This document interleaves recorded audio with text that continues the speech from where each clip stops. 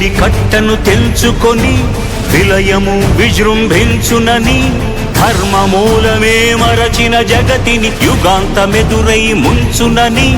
సత్యవ్రతునకు సాక్షాత్కరించి సృష్టి రక్షణకు చేయూతనిచ్చి నావగ త్రోవను చూపిన మత్స్యం కాలగతిని సవరించిన సాక్ష్యం